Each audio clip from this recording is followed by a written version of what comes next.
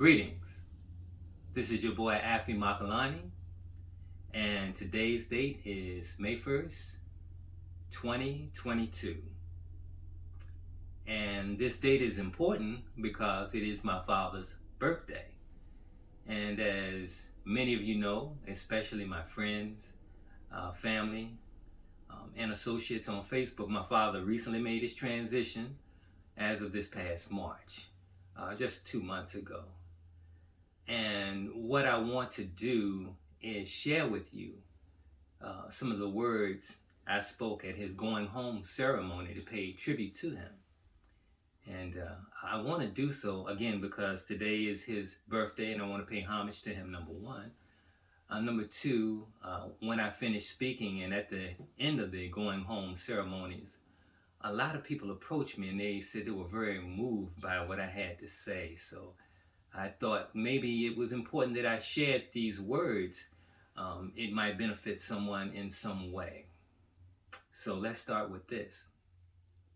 In this society, it seems that we've lost an understanding of what it is to be a man. And specifically, I find that all too often we think being a man is about the physical. That's what being a male is about. That's what distinguishes a male from a female, is that you have an Adam's apple and you can grow facial hair and your voice is deep.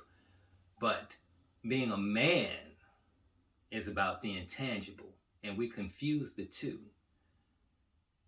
And what I want to share with you is my definition of a man and how I came to this conclusion. And I found that growing up, that the males that I really admired and wanted to be like, that I considered to be men, there were certain common characteristics amongst them. And what I've concluded is that a man is a male who lives a life fueled by service, sacrifice, and commitment to something that he deems to be bigger than himself. Here lies a man, Prince Earl Reed Sr., my father. You see, my father worked at the post office 30 years. And that's important because that's a long time. And it wasn't necessarily a job that brought him joy. It wasn't his personal calling. He didn't feel it to be. A lot of times he would come home from work, he would be very agitated, and his body language indicated that he had a very difficult day.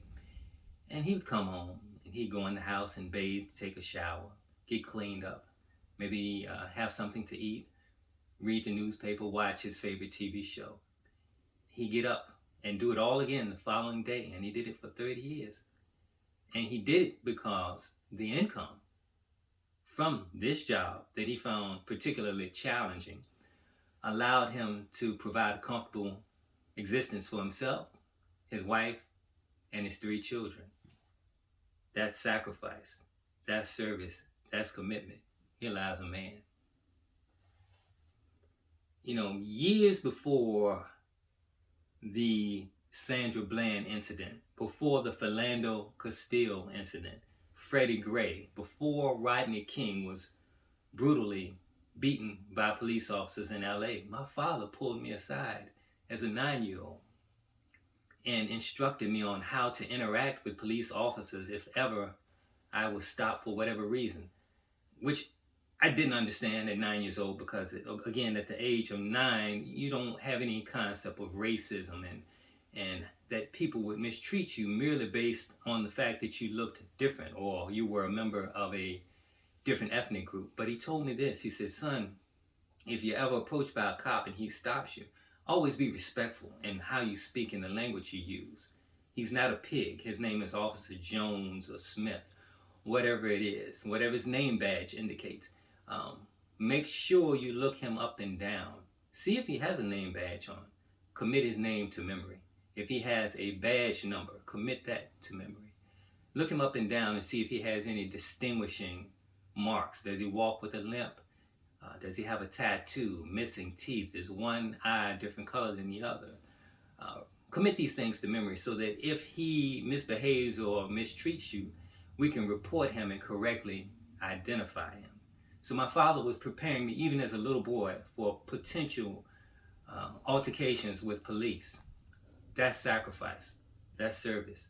That's commitment. Here lies a man. Last but not least,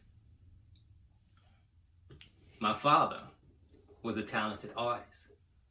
A lot of people aren't aware of this. He could draw, and he had taught himself how to carve into wood.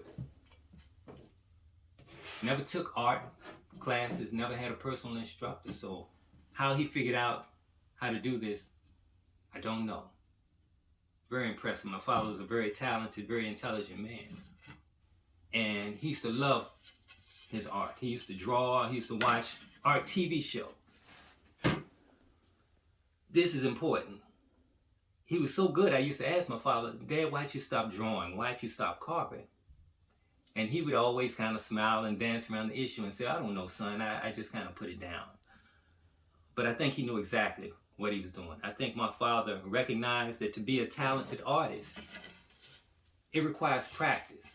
You have to practice to refine your skills, whether you be a dancer, a rapper, a singer, an instrumentalist, a painter, whatever your particular craft is. You have to practice. And I think he realized that there's only 24 hours in a day.